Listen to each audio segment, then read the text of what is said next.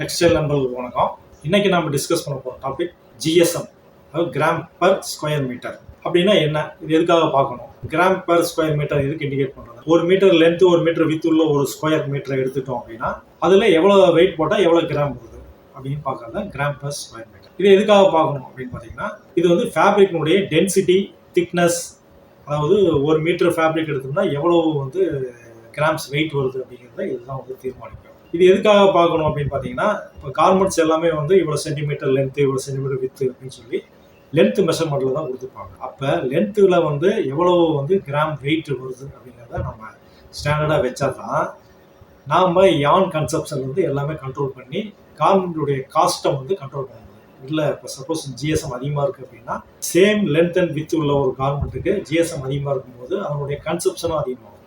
அப்போ யான் கன்சப்ஷன் அதிகமாகும். யானுடைய ரேட் வந்து கிட்டத்தட்ட 60 to 70% யானுடைய ப்ரைஸ் தான் வந்து கார்மெண்ட்டில் மேஜர் பார்ட் ப்ளே பண்ணும். அப்படிங்கும்போது அந்த காஸ்ட்டும் அதிகமாகும் போது நம்மளால் வந்து ப்ராஃபிட்டபுளாக அந்த கார்மெண்ட்டை வந்து நம்ம ப்ரொடக்ஷன் பண்ணி கொடுக்க முடியாது. So GSM is the one of the major parameter to control cost. ரெண்டாவது ஃபேப்ரிக் குவாலிட்டி. அவங்க என்ன திக்னஸ் கேட்குறாங்க, என்ன வந்து அதோடைய ஏர் பர்மியபிலிட்டி, அதோட இது என்ன அப்படிங்கிறதெல்லாம் வந்து ஜிஎஸ்எம் பொறுத்து தான் வந்து தீர்மானிக்கப்படும். சரிங்களா? அப்போ ஜிஎஸ்எம் வந்து என்னென்ன மாதிரி யூனிட்ல ஜிஎஸ்எம் மட்டும்தானா அப்படின்னு பார்த்தீங்கன்னா, யூரோப்பியன் ஸ்டாண்டர்ட்ஸ் எல்லாமே வந்து gram per square metre GSM. அதே மாதிரி அமெரிக்கன் ஸ்டாண்டர்ட் எல்லாமே பார்த்தீங்கன்னா அவுன்ஸ் பர் ஸ்கொயர் யார்ட். இப்போ வந்து ரெண்டுக்குள்ள என்ன வித்தியாசம் அப்படின்னு பார்த்தீங்கன்னா, ஜிஎஸ்எம் டிவைடட் பை 33.91 போட்டிங்க அப்படின்னா உங்களுக்கு அவுன்ஸ் பர் ஸ்கொயர் யார்ட் கிடைக்கும். அதே மாதிரி ounce per square yard into 33.91 போட்டிங்க அப்படின்னா உங்களுக்கு ஜிஎஸ்எம் கிடைக்கும். இந்த 33.91 என்ன அப்படின்னு பார்த்தீங்கன்னா, அதாவது ounce to gram conversion, then meter to yardage கன்வர்ஷனுடைய கான்ஸ்டன்ட் தான் இது. அதாவது 1 meter is equal to 1.0936 yard. அதே மாதிரி ஒரு 1 ounce is equal to 28.35 grams.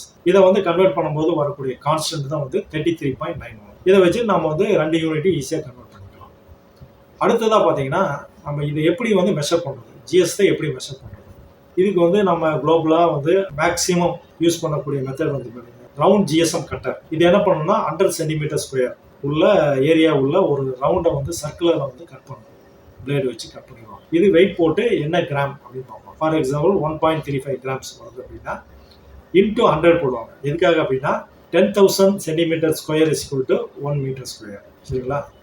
அதனால் வந்து இப்போ ஆல்ரெடி 100 சென்டிமீட்டர் ஸ்கொயர் பார்த்தோம். இன்ட்டு 100 பெருக்கினா தான் நமக்கு 10,000 centimetre square is equal to 1 metre square வரும். அதுக்காக நம்ம வந்து 1.35 கிராம்ஸ் வெயிட் வரும்போது இன்ட்டு 100 போட்டு 135 ஜிஎஸ்எம் அப்படின்னு சொல்லுவோம். இது வந்து நார்மலாக எல்லா யூனிட்டும் ஃபாலோ பண்ணக்கூடிய, குளோபலாக மேக்ஸிமம் யூனிட்ஸில் ஃபாலோ பண்ணக்கூடிய ப்ரொசீஜர் இருக்கலாம். அடுத்ததாக பார்த்தீங்கன்னா டெம்ப்ளேட். ஒரு சில ஸ்ட்ரக்சரில் பார்த்தீங்கன்னா ஜிஎஸ்எம் கண்ட்ரோலில் அமுத்தும் போதே பார்த்தீங்கன்னா விரியும். ஃபார் எக்ஸாம்பிள் டர்பி இருப்பு, ஸ்டெபிலிட்டி இல்லாமல் அந்த யங் மாடலர்ஸ் வந்து கம்மியாக இருக்கக்கூடிய ஃபேப்ரிக், இந்த மாதிரி ஃபேப்ரிக்ஸ்லாம் பார்த்தீங்கன்னா நம்ம என்ன பண்ணுவோம்னா ஜிஎஸ்எம் கண்ட்ரோல் போகும்போது கரெக்டாக வந்து மெஷர்மெண்ட் வராது. அப்போ வந்து என்ன பண்ணுவாங்கன்னா 25 ஸ்கொயர் டெம்ப்ளேட்டில் மார்க் பண்ணி சிசர் மூலியமாக கட் பண்ணி வெயிட் போடுவாங்க.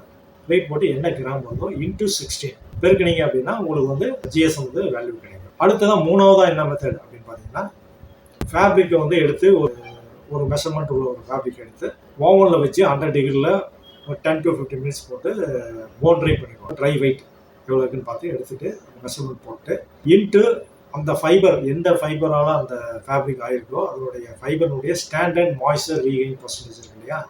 ஃபார் எக்ஸாம்பிள் காட்டன்னா 8.5%, நெஸ்லைஸ் காட்டன்னா 10.5%. அந்த மாதிரி ஒவ்வொன்றுக்கும் ஒரு moisture, standard moisture regain percentage இருக்குது. அந்த பர்சன்டேஜால் பெருக்கி என்ன வேல்யூ வருதோ அதை வந்து ஜிஎஸ்எம் சொல்லுவாங்க. சரி, இப்போ வந்து ஜிஎஸ்எம் வந்து நான் வந்து காம்பேட்டிங் ஓடிட்டு இருக்கு, உடனே எடுத்து ஒரு ஜிஎஸ்எம் ஆகும். இதுவே போய் கஸ்டமர் எண்டில் போய் அவன் வந்து ரிலாக்ஸ் பண்ணிவிட்டு கட்டிங் எடுக்கும்போது இதே ஜிஎஸ்எம் இருக்குமா அப்படின்னா கண்டிப்பாக இருக்காது. ஏன்னு கேட்டிங்கன்னா, நம்ம யூஸ் பண்ணக்கூடிய டெக்ஸ்டைல் ஃபைபர்ஸ் எல்லாமே மாய்ஸ்சர் ரீகெயின், அதாவது மாய்ஸ்சரை, ஏரில் இருக்கக்கூடிய மாய்ஸ்சரை உறிஞ்சி அதனுடைய கெப்பாசிட்டிக்கு தகுந்த மாதிரி வச்சுக்கணும்.